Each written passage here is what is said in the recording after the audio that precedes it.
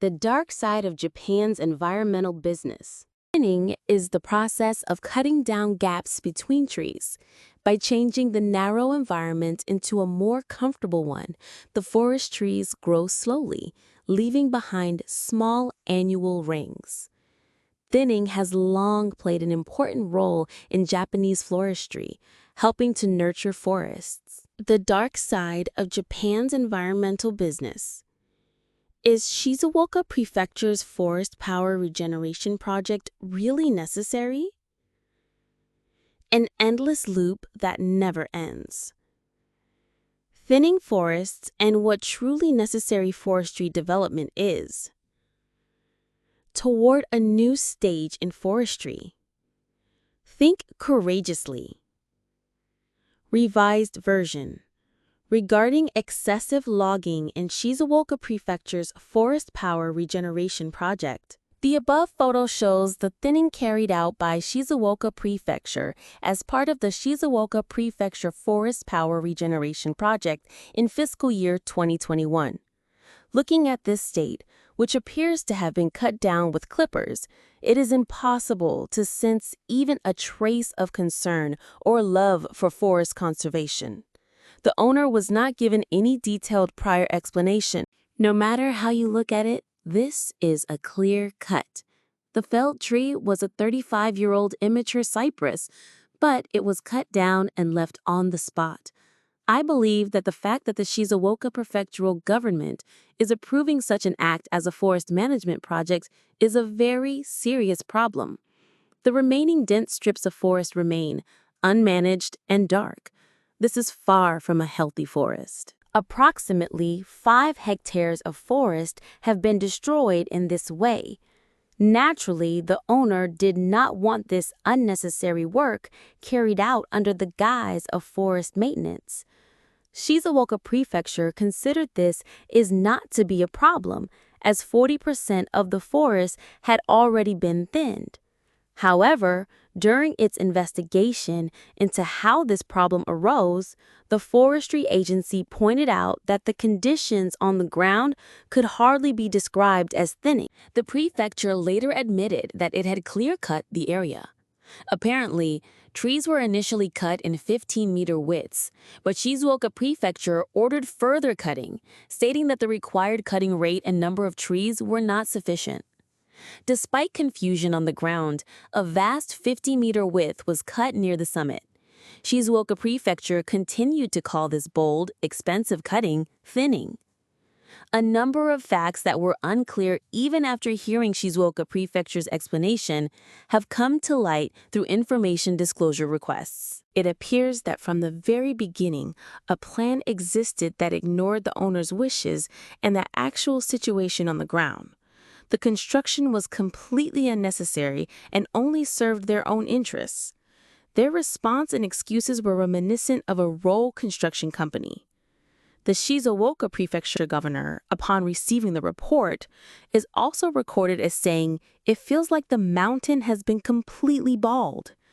After the discovery of these irregularities, Shizuoka Prefecture revised its forest power restoration project guidelines, which had previously called for thinning, to allow for thinning or clear cutting. It appears that the recent incident was handled to fit within the scope of the regulations. The dark side of environmental business. Shizuoka Prefecture used to regularly hold seminars on commercial forestry and profitable forestry for related businesses throughout the prefecture. Shizuoka Prefecture seems to believe that business equals profit. While we do not know the content of the seminars, if they were about profitable business utilizing subsidies, it is problematic. Today, most of Japan's so-called artificial forests, except for Hokkaido, Okinawa, and some other areas, are composed of a single vegetation of cedar and cypress trees. The primary purpose of forestation is the production of logs for housing, structural, and building materials. Amid concerns about future population decline in Japan, forestry continues unchallenged, centered on the housing industry, which is out of step with predicted future trends. Is this really the best way to go? Perhaps we need to take a step back and seriously consider the environment. After the end of the Pacific War, tariffs on Japanese timber were quickly abolished, which has left Japan exposed to price competition with imported timber. Major domestic home builders dramatically shifted their construction methods from domestic to imported timber, which led to sluggish timber prices and a decline in Japanese forestry. Many forestry businesses were forced to withdraw due to deteriorating business conditions. Many of Japan's remaining forestry entrepreneurs, while aware that their businesses cannot be sustained solely through timber production, appear to have unquestioningly shifted to a reliance on subsidies focused on environmental conservation, driven by the forest environment tax and green eco-theory. This is particularly evident in Shizuoka Prefecture. I fear that this has strayed significantly from the business philosophy required of local forestry.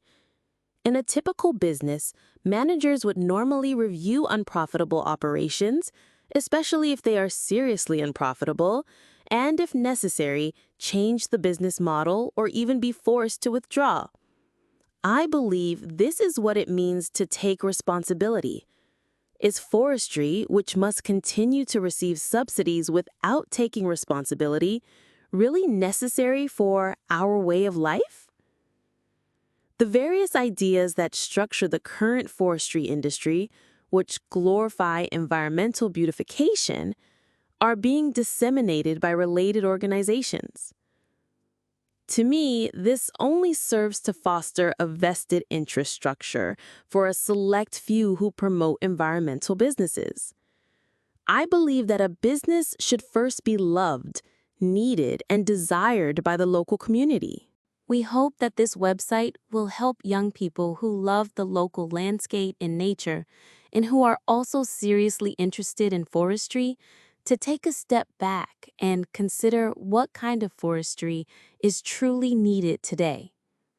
This website aims to inform the local community about the dark side of forestry and environmental businesses, citing examples such as misconduct in Shizuoka Prefecture's Forest Power Restoration Project. When considering the true nature of Shizuoka Prefecture's Forest Power Restoration Project, it seems that initially, the goal was to create a balanced, mixed coniferous and broadleaf forest by redeveloping degraded forests. However, it now seems more like the project is simply about using up the budget. While Shizuoka Prefecture describes the project as environmental improvement for the prefecture's residents, in reality, it appears to be primarily a way to build a track record for the Forestry and Forestry Bureau and to fund the development of related businesses. Their insistence on continuing the project without disclosing the truth is typical of unscrupulous construction companies pushing ahead with unnecessary construction. Originally, the primary business objective of forestry was to supply raw materials to the housing market, producing and shipping logs for structural materials such as pillars and foundations, and to fulfill the important mission of enhancing the public benefits of forests. However, before we knew it, forestry businesses had become entrenched in the interest of subsidies. This distorted management structure seems to have led to forestry businesses carrying out construction projects that stray far from their original principles if instructed by the government. The above photo reveals the intentions of the prefectural government and businesses, who, because they receive subsidies, want to cut as many trees as possible efficiently. They forcefully adopted clear cutting instead of labor-intensive thinning. Lacking principles, beliefs, or vision, they simply follow instructions and carry out unnecessary construction work. The problem with this project is that the field staff proceed without questioning excessive cutting due to subsidy funding. Shizuoka Prefecture's Forest Restoration Project is an endless loop. We must collect taxes to protect the environment. The idea that we must act now for the sake of our children's future sounds very comforting.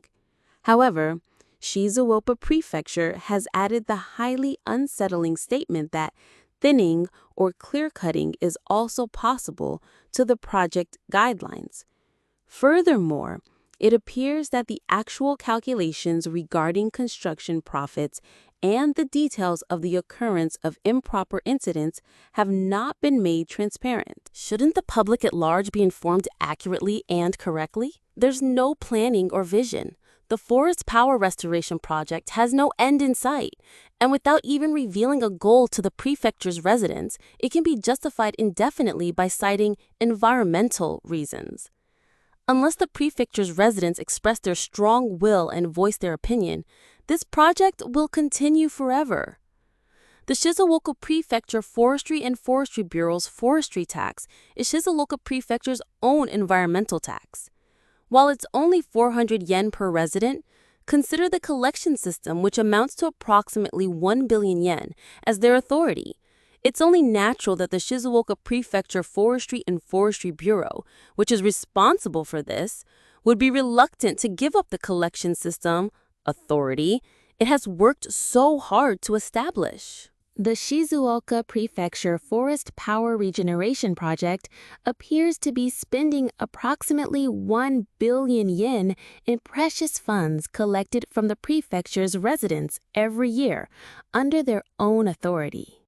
However, I feel that the project design documents, cost calculators, and other materials that would be useful to the prefecture's residents are not clearly presented. To me, it's like wasting water into the desert with a watering can. Is this really what you want? Isn't this just leaving a heavy burden on future generations? The problem is a green desert. I can imagine an endless loop of water being sucked in. Is there anyone who would go to the trouble of drawing water into a bucket with holes? I encourage all Shizuoka residents to actually inspect the site, learn about the situation, and then consider from a citizen's perspective whether this project is truly necessary. Shizuoka Prefecture has not clarified the relationship between its existing forestry-related budget, which amounts to nearly 12 billion yen per year, and the forestry prefectural tax. I believe the use of these funds for these projects should be carefully and clearly clarified once again, and their necessity explained to the general public. Over the 19 years from 2006 to 2025, Shizuoka Prefecture collected approximately 19 billion yen in forestry prefectural taxes and used every bit of it, 400 yen per resident. Corporations pay between 1,000 and 40,000 yen depending on their size. Most of this work carried out in the name of forest maintenance is carried out deep in the mountains, far from the reach of prefectural residents, and in places where our daily lives are not directly affected. The problem is that the abolition of the National Special Reconstruction Tax has been carried out, and a new forest environment tax has been established, beginning in fiscal year 2024, with an annual tax of 1,000 yen per person. This clearly shows that double taxation of the environment is occurring between the national government and Shizuoka Prefecture. Shizuoka Prefecture explained at town meetings to explain its forest power regeneration project that the tax is being used differently, but tax increases combined with rising prices are placing an even greater burden on the safety and security of prefectural residents' lives. How much tax do Shizuoka residents have to pay for the environment? We've confirmed through a response from the prefectural government that the existing prefectural budget for forestry and forestry-related activities is approximately 12 billion yen per year based on the 2022 fiscal year. Is it really necessary to collect another 1 billion yen in Shizuoka Prefecture forestry tax? Forestry is a business that cannot be sustained even by those who manage and own forests with ideals, conviction, pride, and passion. Spending money without a clear, solid business plan and ideals feels like pouring buckets of water into a desert. While it may be good for those who can do the work, shouldn't we once again ask ourselves, from the perspective of the citizens, whether the benefits are truly what the prefecture's residents can expect? When we think of the environment, we tend to think only of the natural environment. However, it also encompasses a child-rearing environment for raising children, an educational environment for building knowledge, experiencing various things, and learning, a healthcare environment where family members can feel safe and secure when they become ill. Falling in love, getting married, and having children brings joy and pain, but also arguments and hardships. The environment is present in these aspects of daily life. Regardless of the business or position, I believe it is most meaningful when everyone in the community cooperates, utilizes what each has cultivated, and proactively contributes to the creation of the local environment. Finally, I would like to briefly touch on the new stage of forestry.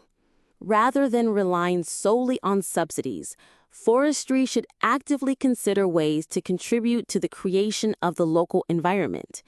Even if this means changing the business model itself, I believe it would be better for forestry to continue to make positive proposals for the community.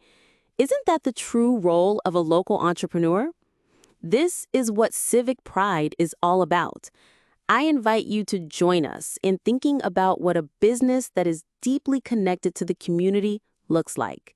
July 17th, 2025, Environmental Business Report writer, True Endor.